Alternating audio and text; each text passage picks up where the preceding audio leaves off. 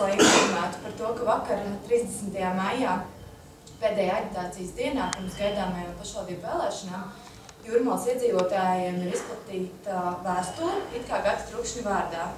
Gribam uzsvērt, ka vēstule ir viltojums un ka Gatis Trukšņs nekad neaicinātu balsot vēlētājus par citu vēlēšanu sarakstu. Uzskatām šo gadījumu par noziedzīgu un neētisku, tāpēc arī esam vērsušies par šo krāpniecību, esam vērsušies ar iesniegumu valsts policijā un informējuši arī Centrālo vēlēšanas komisiju un tās vadītāju Arni Cinderu, kurš ir atzinis šo par bezprecedenta gadījumu Latvijas politikas vēsturē.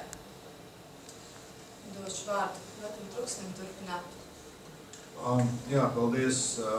Es gribēju teikt, ka šis tiešām ir kārtējais pierādījums tam, ka tomēr vecie laiki Jūrmalā mēģina turpināties un daži negodīgi izmantoja kādas krāpnieciskas metodas, lai tikai maldinātu iedzīvotājus un kādiem spēkiem iekļūtu domē. Vēlreiz gribu pateikt, ka šī vēstule ir tīrs viltojums.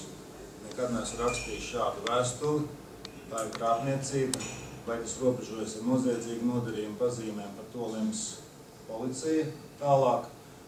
Katrā ziņā esmu par to informējuši, kā jau teicām, policiju un arī Centrālo vēlēšanu komisiju. Un gribu teikt, ka vēlreiz es nekad neaicinātu kādu balsot par kādu citu sarakstu. Tas vien jau pierāda šīs vēstules absurdumu un tās krāpniecisko dabu un neīstu. Gribu iedzīvotājus aicināt būt modriem. Esiet modri un domājiet ar galvu un neuzķerieties uz šādiem lētiem trikiem, kas jau robežojas tiešām ar krāpniecisku vai pat noziedzīgu nodarījumu. Paldies! Paldies! Kā jums šķiet, kāpēc izmantos tieši jūsu vārds? Visi līdzekļi ir labi. Es domāju, ka pietiekoši daudz esmu arī savā laikā kopā arī ar citiem deputātiem, kas mani atbalstīja. Esmu izdevies saliedēt deputātus kopīgam darbam, mums ir daudz padarīto darbu.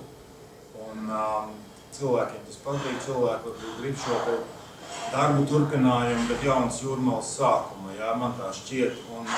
Un tāpēc varbūt arī konkurenti jūt.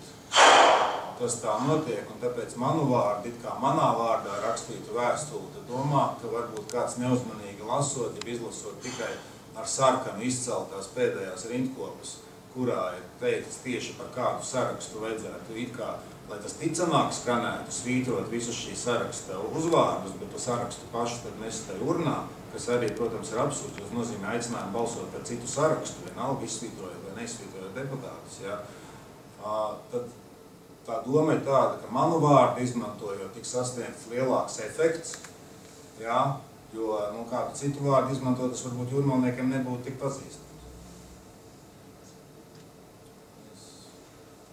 Paldies! Tur vēstuli varbūt. Jā.